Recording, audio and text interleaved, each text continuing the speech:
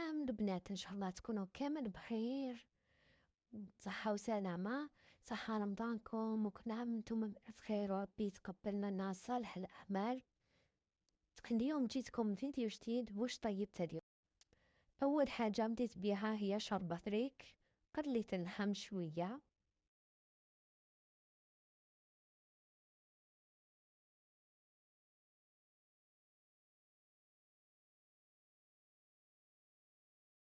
نضيفوا حبة بصل صغيرة مع شوية ثوم،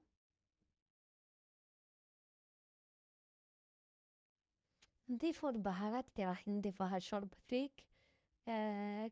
كزبر، فلفل أحمر، وفاح يعني بهارات مشكلة مع شوية ملح، وأكيد ما ننساوش طماطم مصبرة. نضيفوا شوية ماء ونخليهم يتقلاو شوية مع بعضهم، وبعدها نضيفوا الفريك اللي نكونو غسلناه مليح مليح.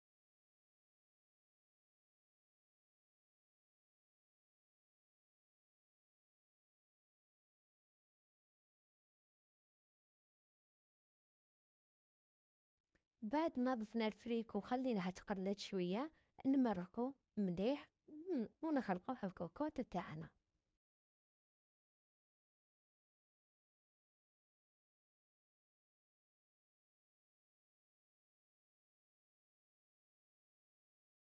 هذه هي شوربة فريك تاعنا واجدة بالصحة والراحة إن شاء الله. وثاني وصفة اللي راح نشاركها معاكم اليوم هي طاجين الجلبان بالقرنون. أول حاجة نديروها نقطع البصل تاعنا مكعبات ونضيفوها في الطاجين تاعنا.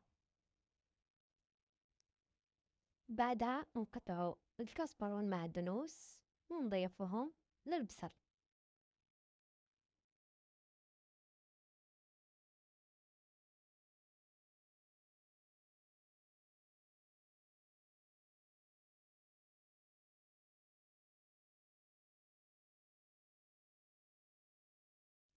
نضيفو فلفل أسود وملح وزنجبيل بودرة وكركم.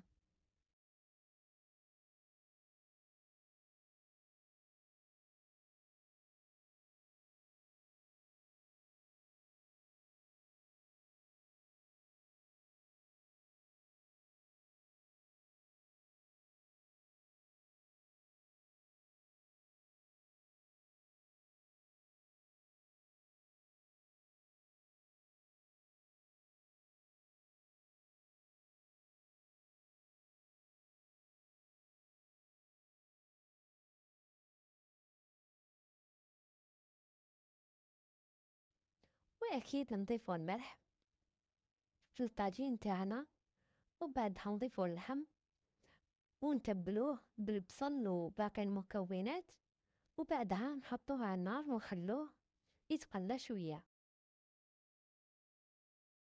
ونضيفو شوية زيت المائدة أو زيت زيتون.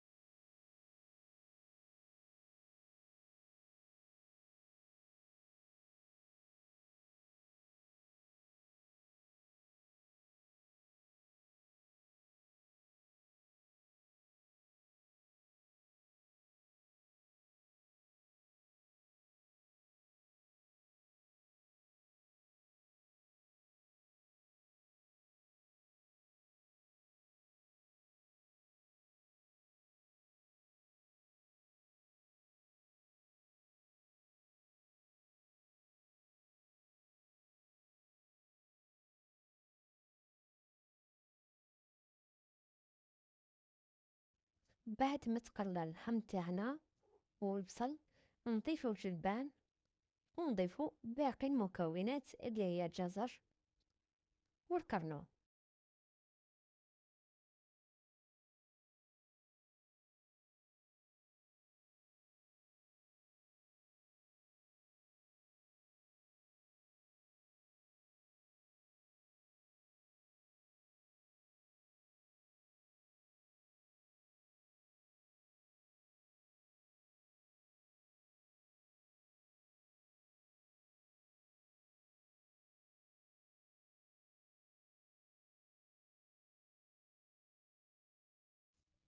نضيفو نصف كأس ماء ونخلطو الطاجين تاعنا ونخليوه حتى يطيب.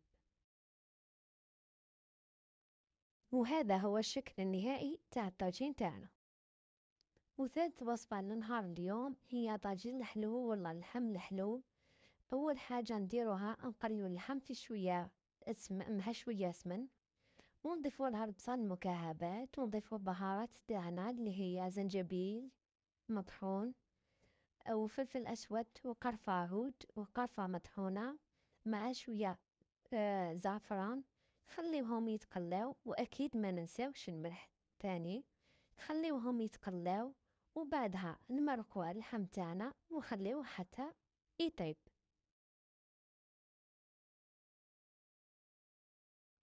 ومن جهة أخرى ننقل الفواكه المجففة تاعنا في القليل من الماء السخن لكي نتفادى اللون الأسود في طاجين الحلو أو اللحم الحلو تاعنا.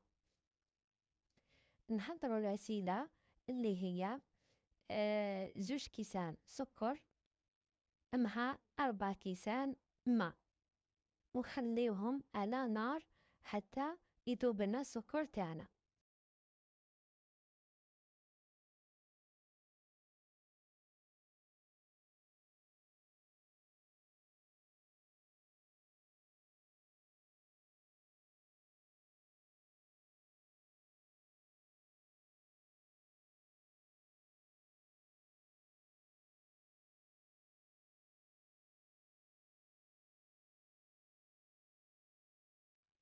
نضيفوا قرفة عود وقرفة مطحونة مع ملعقة كبيرة زبدة، ونخليو الخليط حتى يتقلنا شوية.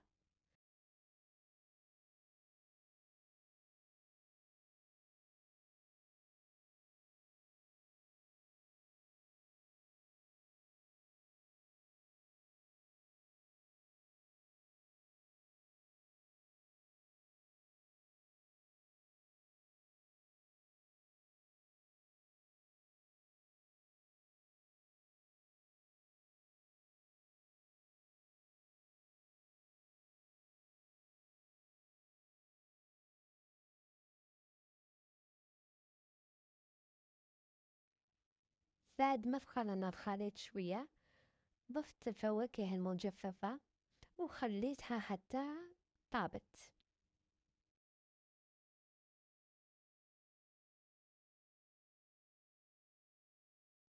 بعد ما طابت الفواكه المجففة نضيف لها صوص اللحم اللي حضرناها في الأول، ونخلط المقادير كامل مع بعضها.